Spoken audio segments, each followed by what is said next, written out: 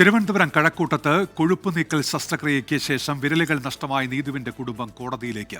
നീതുവിന്റെ വിരലുകൾ മുറിച്ചു മാറ്റേണ്ടി വന്നത് കോസ്മെറ്റിക് ആശുപത്രി ചികിത്സ വൈകിപ്പിച്ചതാണെന്ന് ചൂണ്ടിക്കാണിച്ചാണ് നിയമ നടപടി.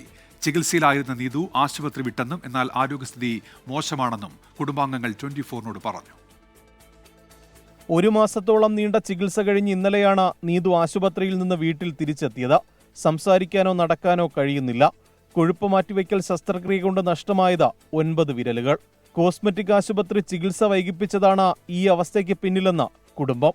മോൻ വിളിച്ച് ചോദിച്ചു, വേറെ ഏതെങ്കിലും ഹോസ്പിറ്റലിൽ കൊണ്ടുപോട്ടാൽ കുഴപ്പമില്ല, രാവിലെ വന്നാൽ മതി, ഒരു ട്രിപ്പ് ഇട്ടാത്തിയിരുന്ന പ്രശ്നം. അതാണ് നമുക്ക് പറ്റിയ അബദ്ധം. അവർ പറഞ്ഞ വാക്കുകൾ അവർ നേരത്തെ പറഞ്ഞിരുന്നെങ്കിൽ ഈ കുട്ടിക്ക് ഈ അവസ്ഥ വരില്ലായിരുന്നു. പോലീസും ആരോഗ്യവകുപ്പും പരാതികൾ അവഗണിച്ചതോടെ കോടതിയെ സമീപിക്കാനാണ് തീരുമാനം. DMക്ക് ഇന്നലെ പരാതി കൊടുത്തു. വ്യക്തതയില്ല, വ്യക്തതയാക്കണം. പിഴവുണ്ടോ അത് രേഖപ്പെടുത്തണം. അതിനെതിരെയാണ് നമ്മൾ പരാതി കൊടുത്തത്.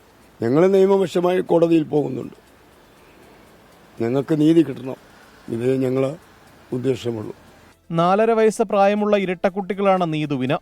3 ലക്ഷം രൂപ ചെലവ് വന്ന ശസ്ത്രക്രിയയുടെ പേരിൽ ജീവൻ തിരിച്ചുപിടിക്കാൻ കുടുംബം ഇതുവരെ ചെലവാക്കേണ്ടി വന്നത് 30 ലക്ഷത്തോളം രൂപയും.